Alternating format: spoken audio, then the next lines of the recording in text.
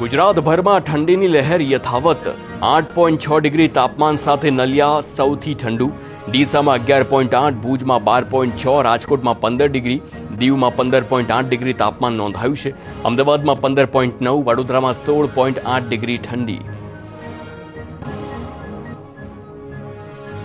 દ્વારકાના ખંભાળિયા માર્કેટયાર્ડમાં મગફળીના ટેકાના ભાવમાં વધારો થતા ખેડૂતોમાં ખુશીનો માહોલ. મગફળી 1500 થી 1750 રૂપિયા સુધીની કિંમતે ખરીદાતા ખેડૂતોને સંતોષ. મગફળીના ટેકાના ભાવમાં ગત વર્ષ કરતા આ વર્ષે થયો નોંધપાત્ર વધારો. બટાકાનું હબ ગણાતા બનાસકાંઠા જિલ્લાના ડીસા અને વડગામ પંથકોમાં બટાકાના ખેડૂતો પર આવી છે આફત. બટાકાના નથી મળી રહ્યા પોષણક્ષમ ભાવ. એક મણ બટાકા 100 રૂપિયાથી લઈ 110 રૂપિયામાં વેચાતા ખેડૂતો ચિંતિત. ગત વર્ષે બટાકા 350 રૂપિયા સુધીના ભાવે વેચાયા હતા. ખેડૂતોએ કરી સહાયની માંગ.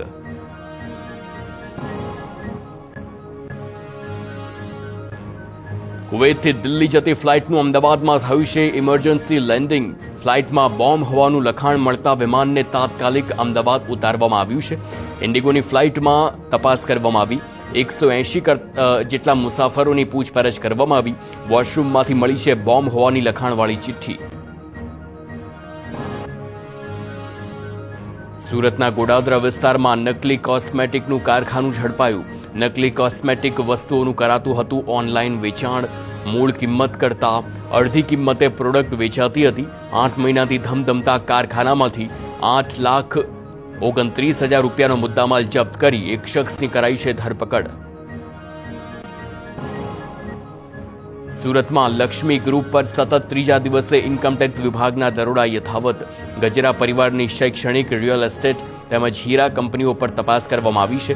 ગુજરાત અને મુંબઈની મળીને 30 જગ્યાઓ પર સર્ચ ઓપરેશન હાથ ધરવામાં આવ્યું છે. જ્વેલરી, રોકડ, જમીન તેમજ શેર બજારમાં રોકાણના મહત્વના દસ્તાવેજ કબજે કરાયા.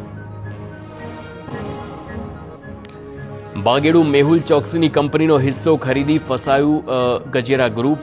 મુંબઈ ઈડીએ ચાર્જશીટમાં રાકેશ ગજેરાનું નામ દાખલ કરતા તપાસ એજન્સીઓ સક્રિય.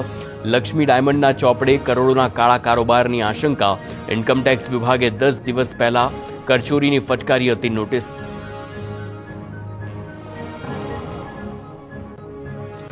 જામનગરમાં કોંગ્રેસે કર્યો એસઆઈઆરની કામગીરીનો વિરોધ. મતદાર યાદીમાં અનેક લોકોના નામ કમી થયા હોવાનો આક્ષેપ છે. જામનગર અને દ્વારકામાં મતદારોના ખોટી રીતે નામ કાઢી નાખાયા હોવાનો દાવો કરવામાં આવ્યો. ફોર્મ નંબર 7 મારફતે ખોટી ફરિયાદો થતી હોવાનો કોંગ્રેસનો ગંભીર રજૂઆત છે. મતાધિકાર માટે તંત્ર નિષ્પક્ષ રીતે કાર્ય કરે તેવી કોંગ્રેસે માંગ કરી. અમદાવાદની ગુજરાત યુનિવર્સિટીમાં કર્મચારીઓની અનિયમિતતા અંગે વિરોધ. યુનિવર્સિટી ટાવરમાં કર્મચારીઓ સમયસર હાજર ન રહેતા હોવાનો આક્ષેપ. એનએસયુઆઈ કાર્યકરોએ સૂત્રોચ્ચાર સાથે વિરોધ નોંધાવ્યો છે. કર્મચારીઓની અનિયમિતતાને લઈ વિદ્યાર્થીઓના કામ ન થતા હોવાની ફરિયાદ. કાર્યકરો કુલપતિ, રજિસ્ટ્રાર કચેરીને તાળાબંધી કરે તે પહેલા જ પોલીસે અટકાયત કરી. વડોદરામાં દૂષિત પાણીની સમસ્યાનો સતત બીજા દિવસે વિરોધ. વાડી વિસ્તાર બાદ ગુરવા વિસ્તારમાં ગંદા પાણીની ફરિયાદ. સ્થાનિકોએ ધારાસભ્ય અને ડેપ્યુટી મેયરના ફોટા પર ફૂલ ચડાવી માટલા ફોડીને વિરોધ પ્રદર્શન કર્યું. ગંદા પાણીથી અભિષેક કરી તંત્રની કામગીરી સામે રોષ વ્યક્ત કર્યો છે. ચૂંટણીનો બહિષ્કાર કરવાની પણ ચીમકી ઉચ્ચારી છે. કચ્છના ભુજ તાલુકાના મિર્ઝાપર ગામમાં 2 કરોડના ખર્ચે તૈયાર થયેલી કુમાર પ્રાથમિક શાળાના નવા બાંધકામની ગુણવત્તા પર સવાલ ઉઠ્યા. શાળા હજુ પણ નથી થઈ શરૂ અને ઇમારતની દિવાલ ઉતરે છે તેમાં ભેજ. પાણી ટપકવાની પણ સમસ્યા છે. કેટલીક જગ્યાએ તિરાડ પણ દેખાઈ રહી છે. બાળકોને શાળાએ ન મોકલવાની વાલીઓની ચીમકી. નવસારીના ગણદેવી તાલુકાના વાઘરેજ ગામે કાવેરી નદી પર 250 કરોડના ખર્ચે બની રહેલા વાઘરેજ ટાઇડલ ડેમની કામગીરી 2.5 વર્ષે પણ અધૂરી. તંત્રએ હજી સુધી ડેમના દરવાજા અને સુરક્ષા માટેની દિવાલ ઊભી નથી કરી. વારંવાર પ્રોજેક્ટ લંબાવવામાં આવતા અને સુરક્ષા વ્યવસ્થાના અભાવના કારણે સ્થાનિકો પીવાના પાણી, જર્જરિત રસ્તાઓ સહિતની સમસ્યાથી પરેશાન. નર્મદા જિલ્લાના રંગસેતુ પુલ પરથી ભારે વાહનોની અવરજવર માટે પ્રતિબંધ મુકાયો છે, પરંતુ તે અંગેનું બોર્ડ મારવામાં ન આવતા વાહન ચાલકોને પડી રહી છે હાલાકી. પોલ સુધી આવ્યા પછી પ્રતિબંધની થાય છે જાણ. સ્ટેચ્યુ ઓફ યુનિટી અને પોઈચા જતા લોકોને 50 કિલોમીટર ફરીને જવું પડે છે. થોડા કિલોમીટર પહેલા જ સૂચનાનું બોર્ડ લગાવવામાં આવે તેવી માંગ. અમદાવાદના નિકોલ વિસ્તારમાં આરપી વસાણી સ્કૂલને એફઆરસીએ ફટકાર્યો છે દંડ. એફઆરસીમાં મંજૂર કરાવ્યા વગર શાળાએ ફી ઉઘરાવતા 5 લાખનો દંડ કરાયો છે. શાળાએ વર્ષ 2024-25ની ફી એફઆરસી સમક્ષ મંજૂર કરાવી ન હતી. શાળાને મોકલાયેલી નોટિસમાં શાળાએ સ્વીકારી ભૂલ. સોના ચાંદીનો ભાવ ઐતિહાસિક સપાટીએ પહોંચ્યા બાદ ગગડ્યો. 4 દિવસ સતત તેજી બાદ સોના ચાંદીનો ભાવ ઘટ્યો છે. ₹20,000ના ઘટાડા સાથે 1 કિલો ચાંદી 3,80,000 પહોંચી છે. 10 ગ્રામ સોનાની કિંમતનો ₹6,000નો કડાકો બોલાયો છે. 1,60,000 પહોંચ્યો ભાવ. પોરબંદર મહાનગરપાલિકા કમિશનર વિરુદ્ધ જિલ્લા ભાજપે જાહેર કર્યો છે લેટર બોમ્બ. કમિશનર સત્તા પક્ષને બદલે વિપક્ષના કામ વધુ કરતા હોવાનો પત્રમાં આરોપ મુકાયો છે.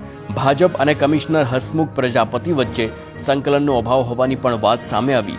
જિલ્લા ભાજપે સીએમ સહિત લાગતા વળગતા વિભાગોને પણ પત્ર લખીને જાણ કરી છે. શિક્ષાત્મક તેમજ સુધારાત્મક કાર્યવાહી કરવાની માંગ કરવામાં આવી.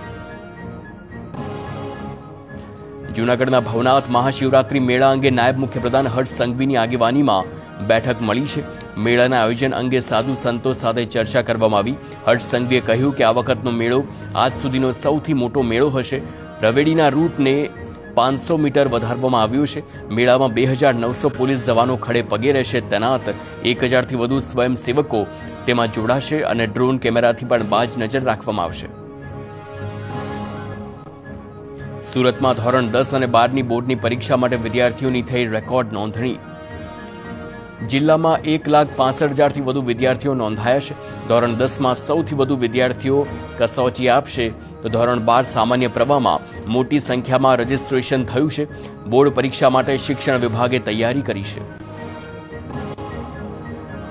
રાજકોટના સાંધિયા પુલમાં ગટર ચડાવવા માટે મળી છે મંજૂરી. આગામી દિવસોમાં રેલવે ટ્રેક પર ગટર ચડાવવામાં આવશે. માર્ચ મહિનામાં સાંધિયા પુલનું કામ પૂર્ણ થાય તેવી શક્યતા. પુલ નિર્માણનું કાર્ય પૂર્ણ થતાં ટ્રાફિક સમસ્યાથી મુક્તિ મળશે. રાજકોટના કાગવડ ખોડલધામ મંદિર પાસે સિંહ દેખાયો. જેતપુર પંથકમાં સિંહના આટાફેરાથી લોકોમાં ભયનો માહોલ છે. સિંહે દેખા દેતા ખેડૂતો અને પશુપાલકોમાં પણ ચિંતા. સિંહ અંગે સ્થાનિક લોકોએ વન વિભાગને જાણ કરી છે. વન વિભાગ પેટ્રોલિંગ વધારી સિંહની હિલચાલ પર રાખી રહ્યા છે નજર. મુખ્યપ્રધાન ભૂપેન્દ્ર પટેલે આણંદના ખંભાતમાં લોકાર્પણ કાર્યક્રમમાં આપી છે હાજરી. તેમના હસ્તે જુદા જુદા 49 જેટલા પ્રકલ્પોના ખાતમુહૂર્ત અને લોકાર્પણ થયા છે.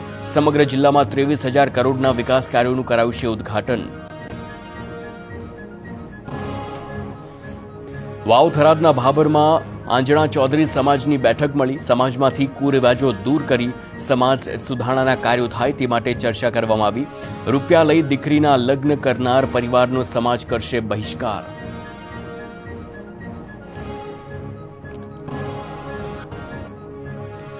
જૂનાગઢ જિલ્લા આપ પ્રમુખ હરેશ સાવલિયાની પાસા હેઠળ કરાઈ છે ધરપકડ. હરેશ સાવલિયા વિરુદ્ધ એટ્રોસિટી અને છેડતીનો નોંધાયો ગુનો. વિસાવદર મગફળી કેન્દ્ર પરની બબાલમાં શ્રમિક મહિલાએ કરી હતી ફરિયાદ. જેલમાં પણ હરેશ સાવલિયાની બબાલ થતા વધુ એક ગુનો દાખલ કરાયો હતો. 2 દિવસ પહેલા જેલમાંથી હરેશ સાવલિયાનો થયો હતો છુટકારો. ફરી ધરપકડ બાદ અમદાવાદ સાબરમતી જેલમાં ધકેલાયા.